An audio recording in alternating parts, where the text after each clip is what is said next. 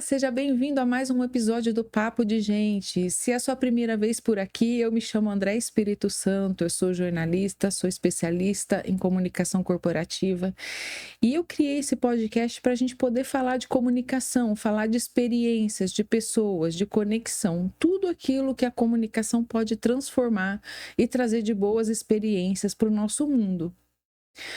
No episódio de hoje, eu estou trazendo uma pessoa muito especial para bater um papo com a gente de um assunto muito interessante. É a comunicação dentro das marcas de luxo. Aqui ao meu lado está a Daniele Júlio. Daniele é uma mulher negra, disléxica, nossa, é uma palavra difícil, né? Disléxica, então. Profissional de planejamento e estratégia com carreira desenvolvida no segmento de consumo. Hoje a Daniele, ou Dani, como eu estava chamando, né?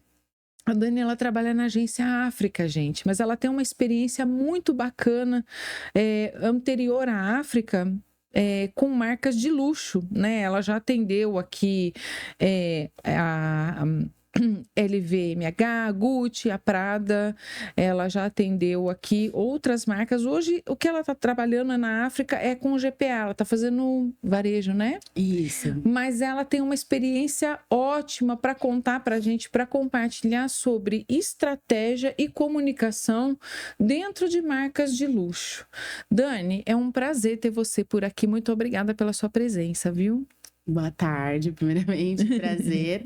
É um prazer também estar aqui com você. Obrigada pelo convite. Eu acho que vai ser um papo bacana aqui pra gente trocar e falar um pouco de comunicação. Eu tenho certeza que sim. Eu queria que você comentasse um pouco com a gente. Vamos começar? Conta para nós essa jornada sua de trabalhar com planejamento de marcas, né, de comunicação para marcas diversas, né? Eu vi aqui que você transitou entre varejo e tal, mas também marcas de luxo. Conta um pouco como é que foi sua jornada profissional, né, para você chegar nessas marcas, para ser estrategista de comunicação. Eu comecei minha carreira antes até de fazer faculdade, né? Uma pessoa muito próxima a mim tinha uma produtora, né, de vídeo e tinha alguns contatos com pessoas e essa pessoa me indicou para trabalhar na MTV quando eu tinha 17 anos. E aí eu fui trabalhar na MTV com 17 anos e fiquei quase 6 anos lá. E aí eu entrei, eu acho que 2 anos antes de entrar na faculdade, né? Porque eu fiz um ano de cursinho também. E aí quando eu entrei na faculdade, eu entrei em jornalismo. E aí eu fiquei mais tempo na faculdade, porque eu fiz jornalismo e depois eu fiz publicidade. E eu sempre gostei de moda, de consumo, dessas coisas. E aí, quando eu saí da faculdade, eu comecei a me especializar. E aí, eu fui estudar... eu fiz um MBA de gestão de marcas de moda. E sempre transitei muito ali nesse lugar do consumo. E quando eu saí da MTV, o meu primeiro trabalho em agência foi trabalhando com Audi, que era uma marca de luxo, né? De carros, automotiva, de luxo. E aí eu comecei a imergir nesse universo do consumo e das marcas, e principalmente nessa coisa das marcas de luxo. E aí, quando eu saí de Audi, eu fiz Johnson's, daí depois eu fui trabalhar muito na indústria, trabalhei para Unilever, sempre em agência, né? Nunca trabalhei no marketing dessas marcas, mas sempre na agência, trabalhando com estratégia. E aí eu fui emergindo, até que chegou esse momento que tinha muito desejo de trabalhar com marcas de moda, e aí eu fui trabalhar numa agência boutique, onde eu atendi essas marcas de luxo nessa parte de estratégia de digital, né? De estratégia digital. E aí foi quando eu comecei a emergir nesse mundo e cada vez mais me especializar dentro disso, assim. Então, eu tentei falar rapidamente, porque são muitos anos, né? Mas conta pra gente, o que diferencia traçar uma estratégia de comunicação para marcas no varejo, né? O que é o consumo e a marca de luxo? Eu acho que a primeira coisa e a principal, que eu sempre brinco com as pessoas que trabalham comigo, que eu falo é bíblico, né? É necessário que ele cresça e eu diminua. E aí na Bíblia fala de Deus, mas aqui não é sobre religião. Eu brinco com isso, mas é sobre o público-alvo.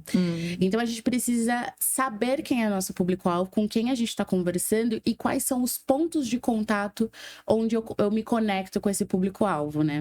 Então eu preciso entender, por exemplo, se eu tô falando do varejo, quem é a minha shopper do varejo, né? Eu tô falando feminino porque geralmente hoje eu trabalho com supermercado, então geralmente a shopper, o demográfico mostra que a shopper é mulher. Então eu preciso entender quem é essa shopper, aonde ela tá, com o que ela se conecta, aonde ela vai, o que ela consome. E aí, quando eu falo de mercado de luxo, eu preciso fazer o mesmo trabalho, né? Só que entender quais são esses pontos de contato. Então, quem é esse shopper? Ele é uma mulher? É um homem? Onde ele transita? Qual é o ponto de contato que eu posso encontrar com ele? Que tipo de experiência eu posso gerar para ele entender que a minha marca tem valor agregado e ele vai e isso vai gerar consideração para que isso vire uma conversão lá na frente. Então, eu acho que tudo começa no entendimento do público-alvo. Se você errou esse entendimento, a estratégia ela provavelmente vai sair errada, né? Mas a gente estava conversando agora há pouco sobre formas com que as marcas se comunicam, né? E você estava falando que nesse meio da comunicação do luxo, né? Das marcas de luxo, ter dinheiro nem sempre é o que faz a diferença, né? Exatamente. O mercado de luxo, ele se divide em algumas camadas, né? Então, a gente tem ali a camada das grandes maisons, das grandes marcas de luxo que construíram seu nome. E eu acho que um grande exemplo de marca que só o dinheiro não basta é a Hermès. Você pode ter muito dinheiro, mas se você chegar lá e você não tiver um relacionamento com eles, se você não tiver uma frequência de compra com eles, você não consegue comprar uma Birkin, uma Kelly, que são as bolsas mais tradicionais que as pessoas, que gera muito desejo entre as pessoas, né? Que até tava te comentando agora antes da gente entrar aqui, viralizou agora esses dias aí a Virgínia comprando a versão piquenique da bolsa, e aí todo mundo, meu Deus, a bolsa 500 mil, não sei o quê. A Virgínia mesmo é ela tem muito dinheiro, ela tinha dinheiro para comprar uma bolsa de 500 mil reais, mas ela não comprou da Hermès, ela comprou por um intermediário, uma pessoa que tinha acesso a essa compra, foi lá e fez a compra para ela. Porque é isso, essa marca, ela constrói a comunicação dela em cima da escassez e desse sentido de urgência e emergência. Tipo, eu preciso ter aquilo, porque eu ter aquilo vai falar mais sobre eu ser do que eu ter. Essas marcas, elas tentam construir essa coisa do tipo, se você tem isso aqui, você é muito exclusivo, você tá num lugar muito diferente. Eles trabalham com esse senso desse desejo e essa urgência de tipo, existem pouquíssimas unidades e eu preciso ser uma das pessoas que vai ter essa unidade. Nossa, é muito curioso. E também você estava comentando que o mercado do luxo ele tem divisões, né? Então, você falou que é marca premium. A gente tem as marcas premiums, né, que costumam ser as marcas de entrada nesse universo. Aí a gente tem as super premiums, e aí a gente começa a ter as maisons, né, que são as grifes mesmo, que aí a gente tá falando de Prada, Chanel, Louis Vuitton, Hermès, Zegna, Bottega. Então são essas mais que são as maisons. Mas a gente tem as marcas premium e super premium, que aí a gente tá falando de Marc Jacobs, Kate Spade, Coach, a Coach gringa, né? Uma Coach nacional. E aí a gente tem essas marcas que transitam nesse lugar, a própria Lacoste, que estão aí nesse lugar do super premium, que são as marcas de entrada ali, né? Por onde as pessoas chegam. Você estava falando para mim, Dani, que essa questão algumas dessas marcas, principalmente as que estão nas de entrada, né, a premium, aí eu não me lembro da super premium, que elas começaram a ver que em alguns lugares elas podem se relacionar de uma forma diferente com o público diferente, porque são marcas desejadas, são marcas que aspiradas, né, aspiracionais, né? E ela pode se diferenciar pela comunicação, e eu não sei nem se por questão do produto também. Você poderia explicar um pouco isso melhor? Eu acho que um grande exemplo disso é a Lacoste, né? A Lacoste, ela no mundo no mundo em geral, onde ela está presente, nas praças onde ela está presente, ela sempre esteve muito ligada a esse universo de pessoas ricas, que praticam esportes mais refinados, como tênis, golfe. Então, ela sempre esteve nesse lugar aí, né? E produziu produtos que respondessem a isso. Só que aqui no Brasil começou um movimento da periferia começar a usar Lacoste, e os rappers, os funkeiros, as pessoas que eram aspiracionais para esse público começaram a usar essa marca como uma maneira de dizer, cara, eu acendi, agora eu posso usar isso aqui.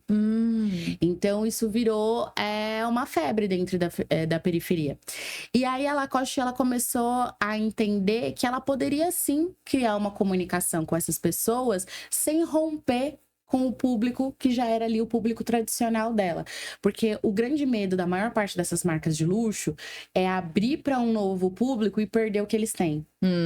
Então, a Lacoste, ela começou a criar mecanismos e comunicações em que ela abria para esse público, começava a se comunicar com esse público para entender esses movimentos, sem perder o público que ela tinha. Então, hoje, se você vai na flagship deles do Shopping Morumbi, não tá, na frente está escrito Lala, não tá mais escrito Lacoste.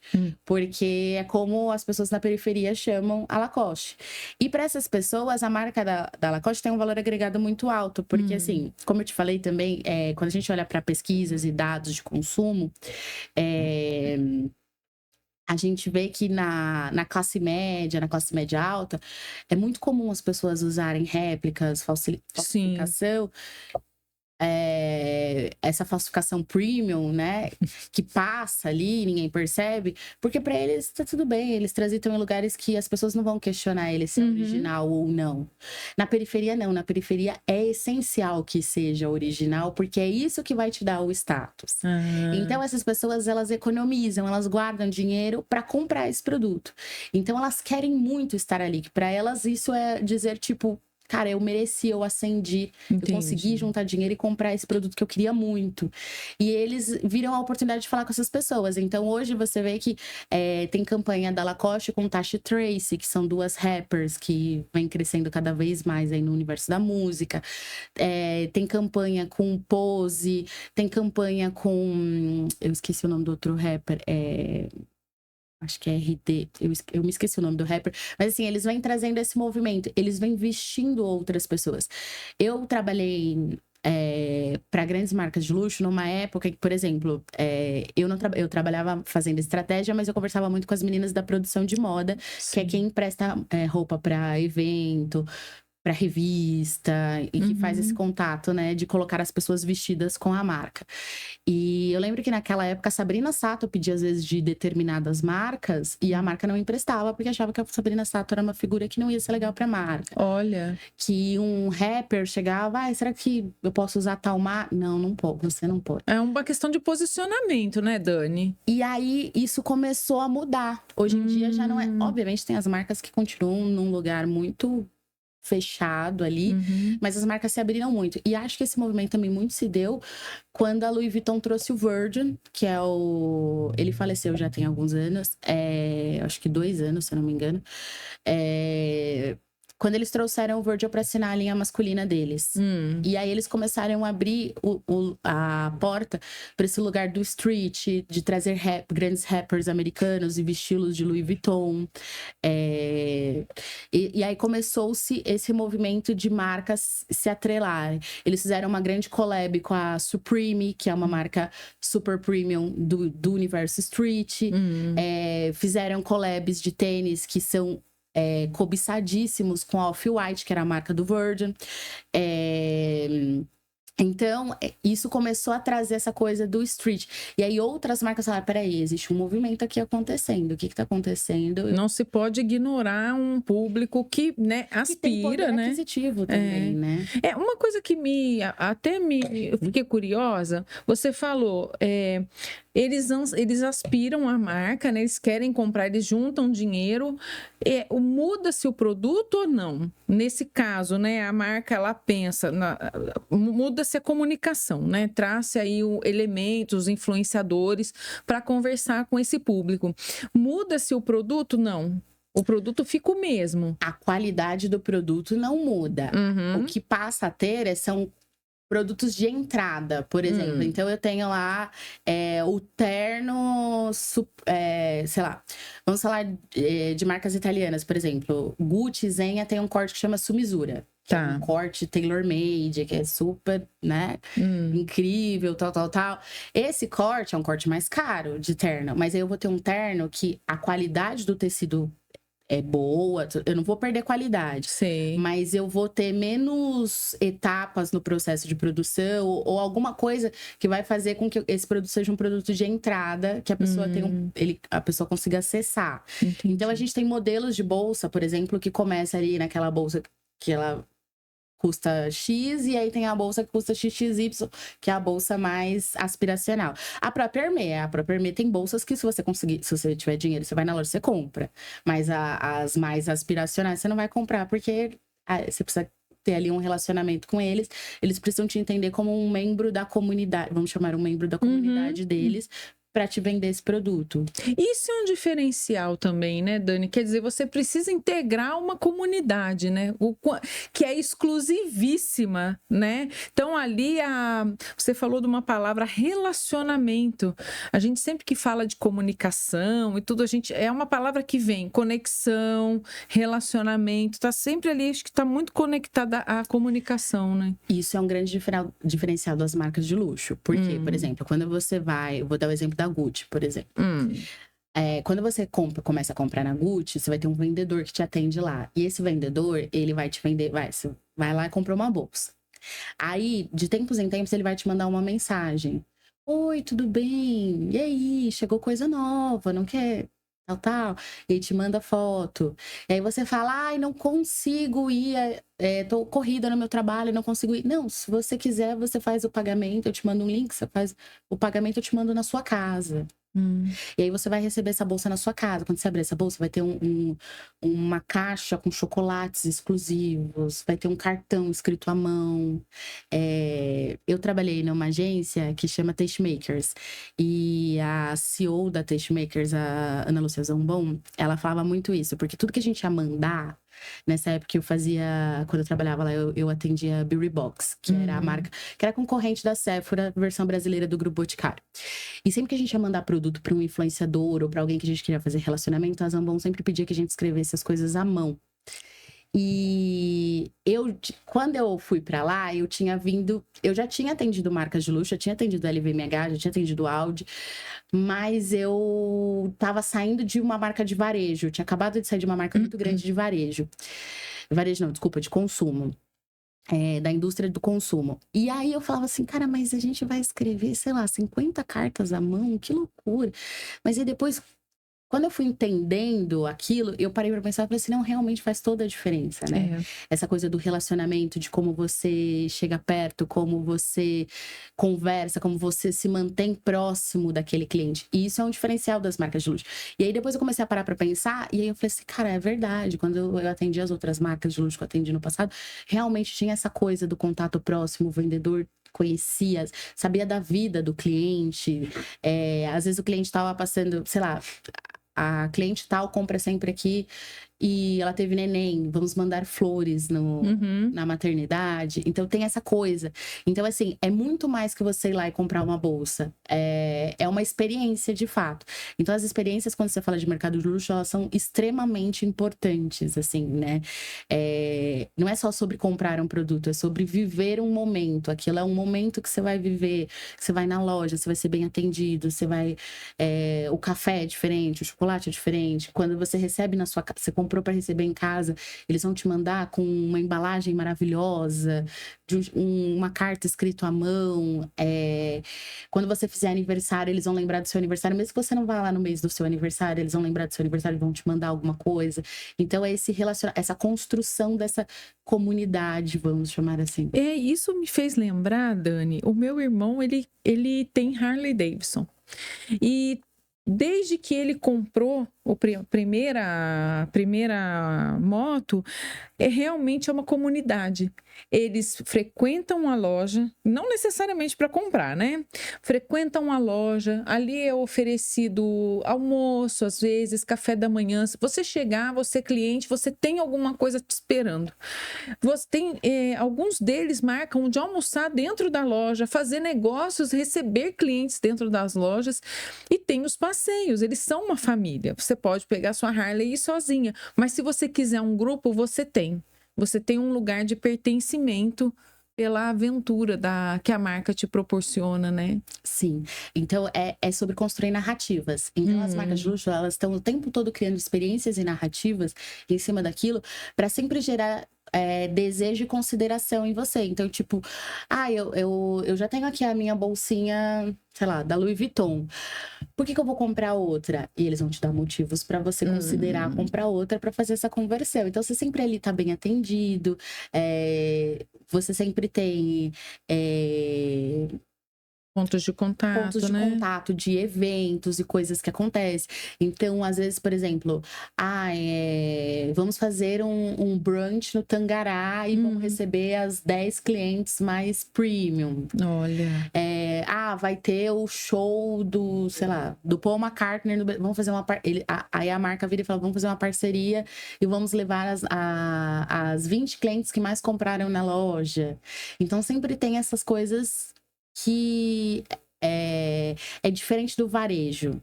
Por mais que o varejo, por exemplo, hoje eu faço o Pão de Açúcar, que também é um mercado que quando você entra lá, você se sente acolhido. Eu acho que esse é o grande diferencial do Pão de Açúcar. É um mercado que, tipo, quem frequenta muito a loja, assim, você sabe o nome do cara do caixa, o cara do caixa sabe seu nome, a menina da padaria sabe seu nome. Ele tem esse diferencial, mas ainda assim ele é o varejo. Quando você fala de uma marca de luxo, é isso. Você ganhou neném, a pessoa vai te mandar uma flor na maternidade. Independente de você ter comprado lá aquele mês ou não, entendeu? É uma outra forma de ver o cliente, né? Quer dizer, é um cliente, mas como você falou, cria um relacionamento, cria uma conexão. Olha para o cliente, para a experiência do cliente de uma maneira diferente, né? Sim. Eles não... Assim, como você falou, não é só sobre ter dinheiro. É sobre você pertencer ali àquela comunidade, você fazer parte daquilo e você ter encontros e viver experiências por meio daquela marca que você não viveria em outros lugares, enfim. Sabe que uma vez eu fui escrever uma reportagem e falei com o pessoal da Tiffany.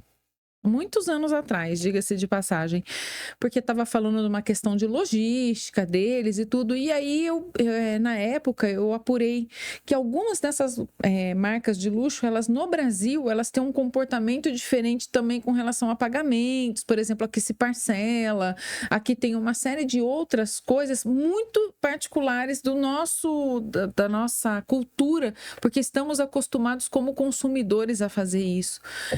Você diria que ao fazer isso a marca ela se conecta mais com o público dela ou ela perde um pouco da essência? Eu acho que é muito importante a marca, quando ela chega num novo território, ela se apropriar desse território, mas se apropriar não, né, de um jeito caricato, nem nada disso. Mas entender que é o que eu comecei a falar que eu falei bem no início da nossa conversa. É você entender quem é aquele público-alvo e como você vai atender ele melhor. Né? Como você vai gerar uma experiência que atenda ao que ele precisa, né?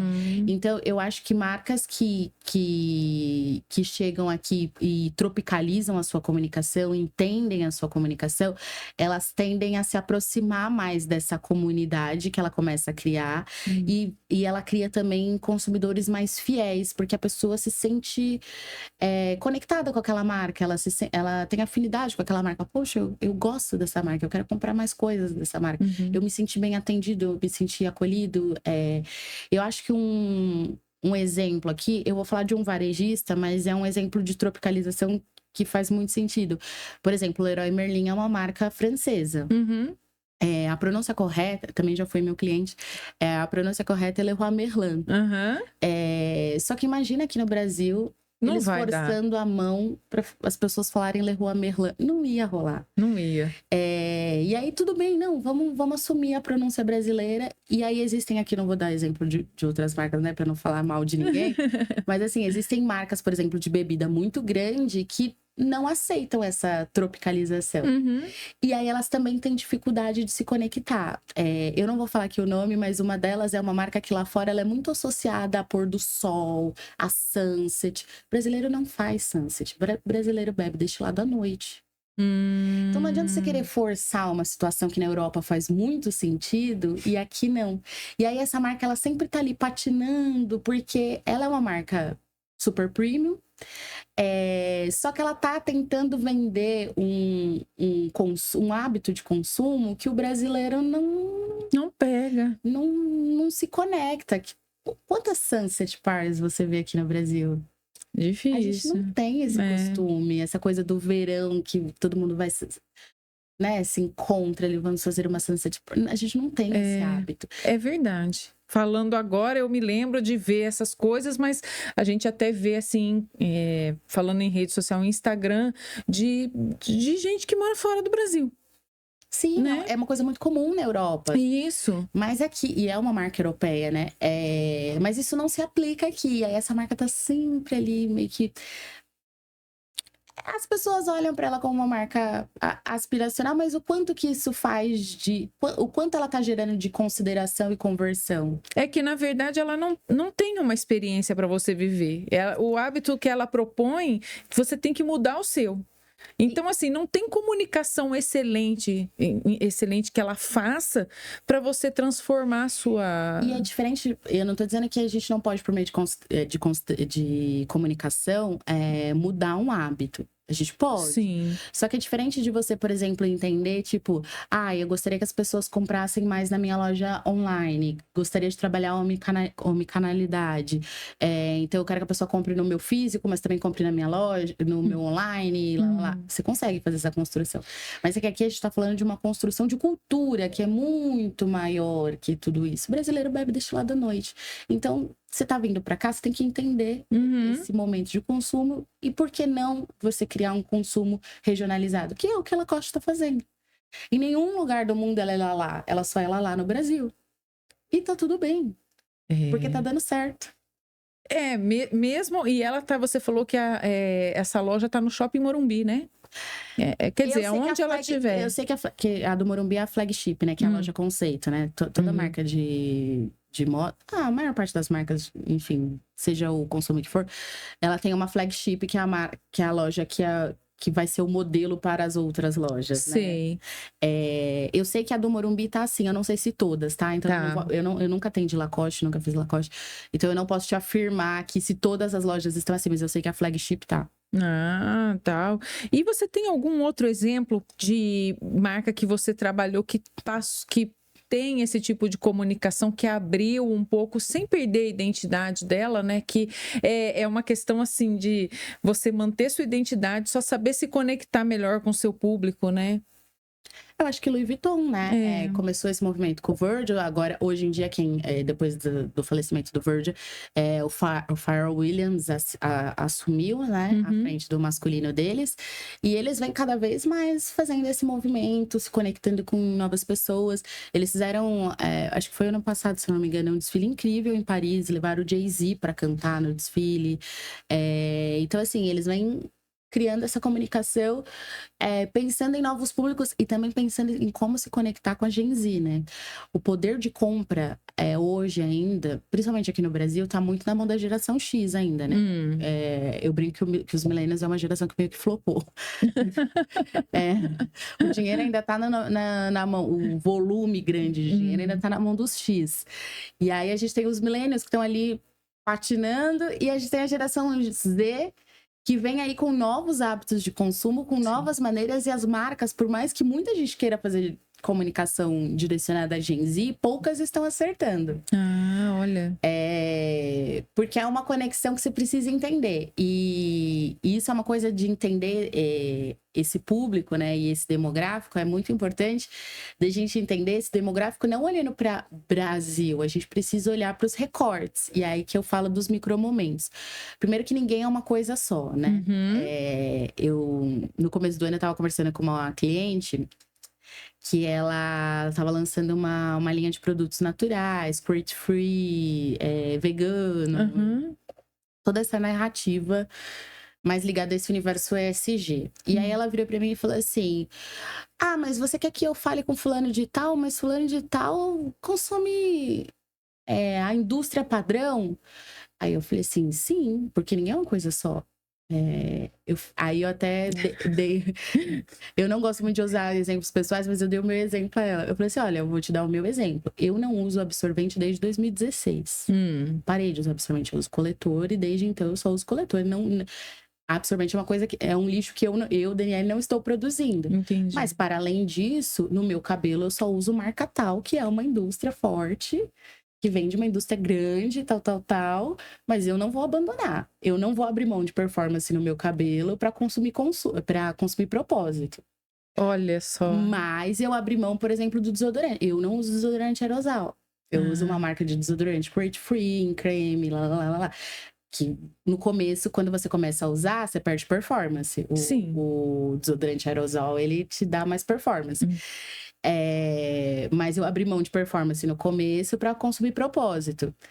Então, a gente precisa entender que ninguém é uma coisa só. Ninguém só consome propósito ou ninguém só consome performance.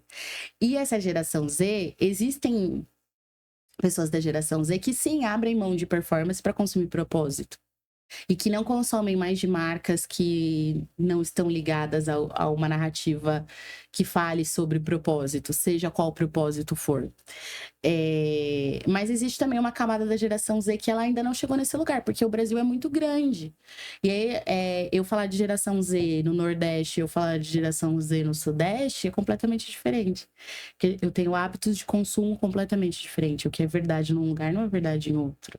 E aí, quando eu pego esse recorte para além de região, eu pego esse recorte por classe social, isso também vai mudar completamente. Então, o AAA na Bahia é diferente do AAA no Rio de Janeiro.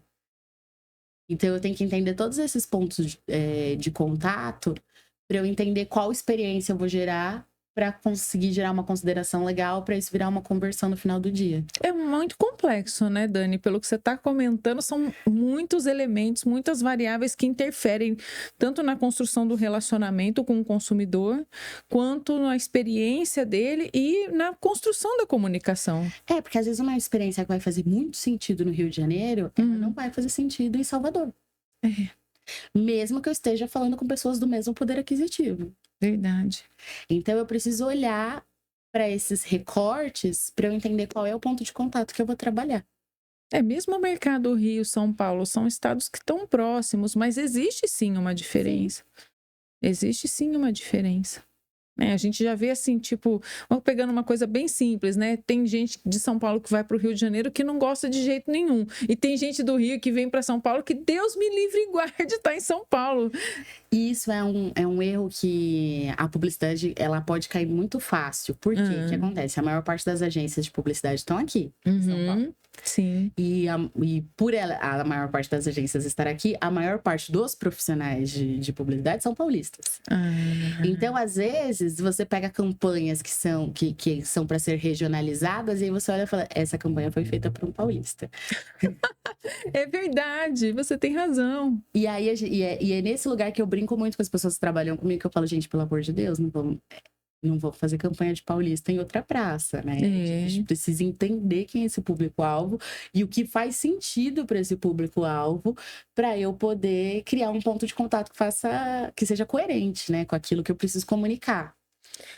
Olha, Dani, é uma aula. Eu ficaria com você o tempo todo, mas eu tenho uma curiosidade também. Além de tudo isso que você está falando, eu tenho a seguinte curiosidade. As pessoas que trabalham nas agências, os comunicadores, nem todo mundo faz parte desse universo, né? Se você falar das marcas do Super Premium, por exemplo, das Maisons, Eu conheço pouquíssimos profissionais da área de comunicação ou de agência que têm acesso a esse universo como consumidor. Estou falando na questão da experiência do consumidor.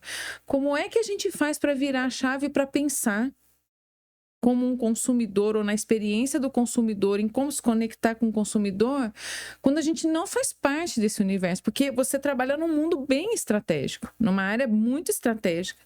Talvez não, você se alimenta de dados, que você está dando um show aqui dos elementos que você conhece e tal, mas quantos de nós não trabalha, não tem contato, não consome, não se relaciona com esse tipo de marca? E a gente tem que trabalhar para que o cliente dele, né, para chegar no cliente dele, como é que é pensar estratégias de comunicação, se relacionar inclusive com a própria marca, né, porque tem que ir em visita, tem que conhecer o produto, como é que é se relacionar, mas não fazer parte desse universo. O quanto de autenticidade você acha que a gente consegue na nossa estratégia de comunicação quando a gente não faz parte daquela comunidade?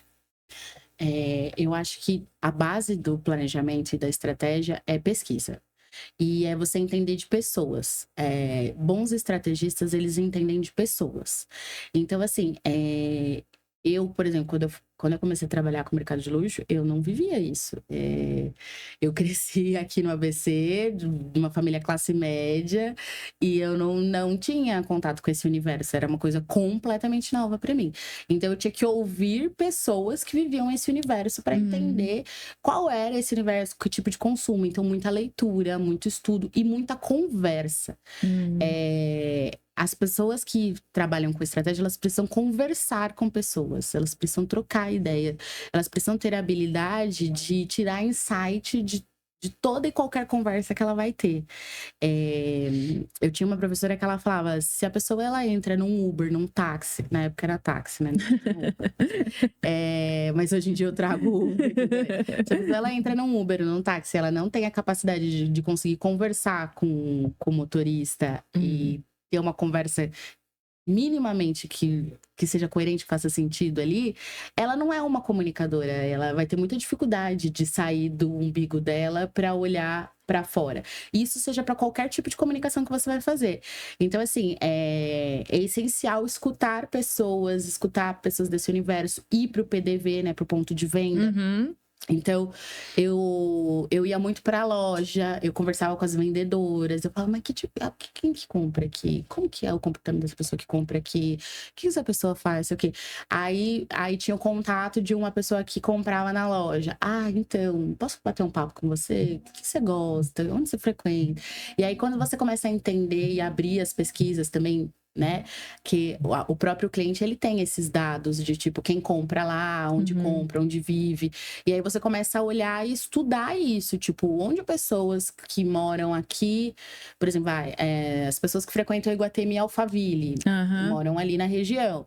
Então, o que essas pessoas que moram aqui em Alphaville, onde elas vão? O que é que elas frequentam, né? Quais são os pontos de contato que elas têm? E aí você começa a entender isso, e aí você começa a conseguir criar estratégia que vai fazer sentido para essas pessoas. Mas para qualquer tipo de estratégia que a pessoa for fazer, ela precisa conversar com pessoas. Não dá para você tirar só das suas experiências. Isso faz bastante sentido, né? Porque uma das primeiras coisas que a gente pensa é, bom, eu não vivencio, eu não compro, né? Quando você vai falar de um produto hoje com rede social, a gente se tornou um pequeno influenciador. Olha, eu comprei esse copo é de vidro, cuidado que ele quebra fácil, não sei o quê. E a gente vê também algumas influenciadoras no começo da nossa conversa. Você falou da Virgínia, que tá bombando aí nas redes sociais e que comprou uma bolsa de 500 mil reais, né? É bom esclarecer. E aí é o tipo da coisa que você fala assim, bom, todo mundo virou um pequeno influenciador, pode falar a respeito de determinadas marcas e produtos, mas eu vou trabalhar com essa marca e eu não me relaciono com ela. Como não derrapar, né? Então, eu imagino que sim, o estudo é importante, alguma coisa de convivência também, porque você vai acabar frequentando, né, alguma coisa relacionada da marca, né? E marcas que estão entrando em mercados, por exemplo, que são aspiracionais e que estão entrando em mercados que elas não normalmente elas não se relacionam, não têm uma comunidade formada. Tem algum desafio aí, com certeza, de comunicação e para se aproximar desse mercado? Você já teve alguma experiência com uma marca assim que está entrando no país e que está estruturando sua comunicação e está entendendo melhor a nossa área? Eu acho que eu já tive experiência com marcas que estavam chegando no Aham. país, né? E aí você precisa entender bem o terreno onde você vai entrar e achar o que a gente chama desse espaço em branco, né? O white space que você Uhum. vai ocupar. Então, o fulano, meu concorrente, fala de tal coisa. O Beltrano, meu concorrente, está em tal lugar. Aonde eu vou me colocar para começar a falar com pessoas? Então, eu acho que um movimento muito interessante, não é uma marca que está entrando no país, mas uma marca que é super premium e ela começou a fazer um movimento que ela estava envelhecendo, a Coach americana, né? Uhum. Ela era uma marca que ela estava envelhecendo ali nos Estados Unidos, ela sempre teve num lugar que ela... Confortável, né? Não, na verdade ela era meio um picolé de chuchu, assim. Ela... E essa bolsa, né? Uhum. E ela nunca foi, nossa, preciso Um ter uma desejo, dessa. né? E aí, como que ela começou a trabalhar? Ela trouxe a J.Lo para ser a Jennifer Lopez, né? Para ser uma das talents da campanha.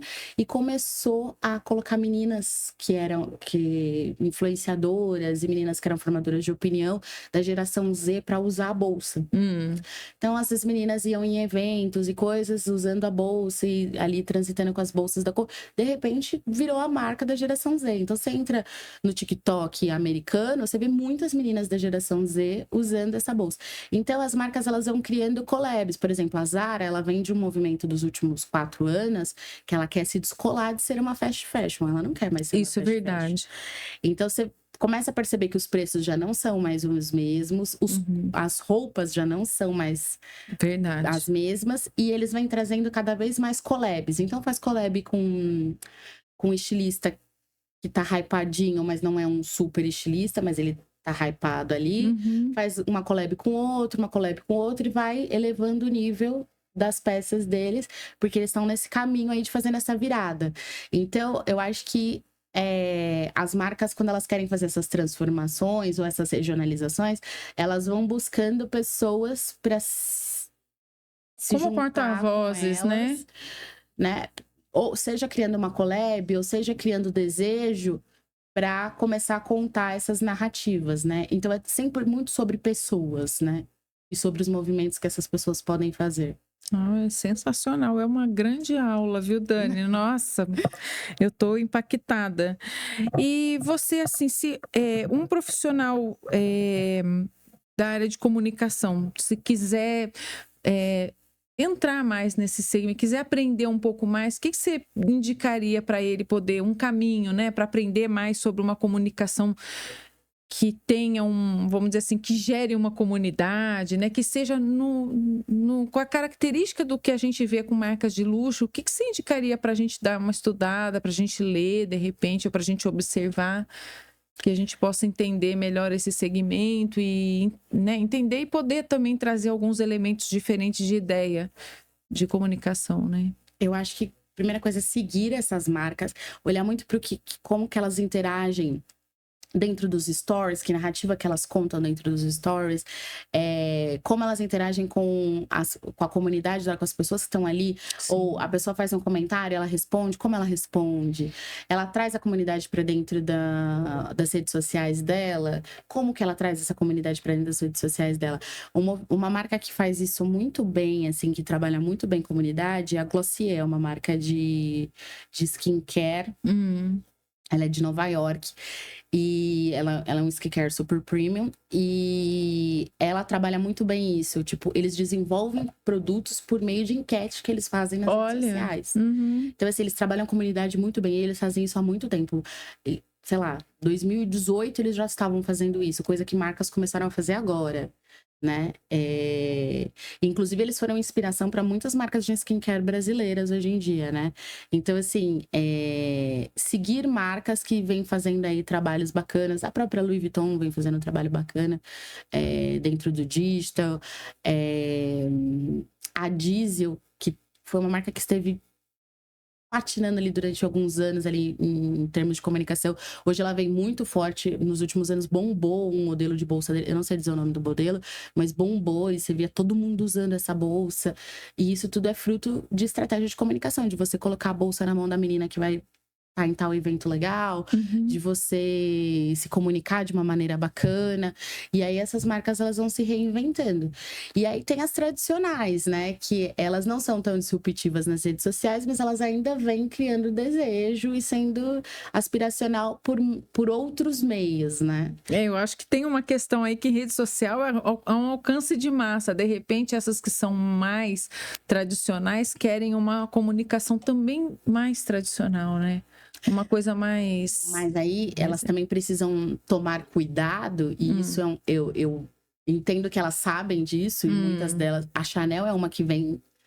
Eu acho que de todas as mesões mais tradicionais, a Chanel é a que mais tá se ligando, assim, na coisa. Porque, assim, você não pode também se manter aqui muito num lugar, num high, que você vira inatingível, porque aí você não começa a trabalhar com as novas gerações. E aí as novas gerações vão consumir outras marcas. Então você precisa manter ali o que você já tinha, mas você precisa verticalizar para conversar com outras pessoas, para que você mantenha a sua relevância e a sua venda, porque no final do dia é um negócio, você precisa vender produto. Você sabe que, você falando disso agora, eu tô lembrando que no LinkedIn começou um movimento de marcas de luxo. Algumas delas já estão fazendo campanhas dentro do LinkedIn. Eu vi, por exemplo, joia.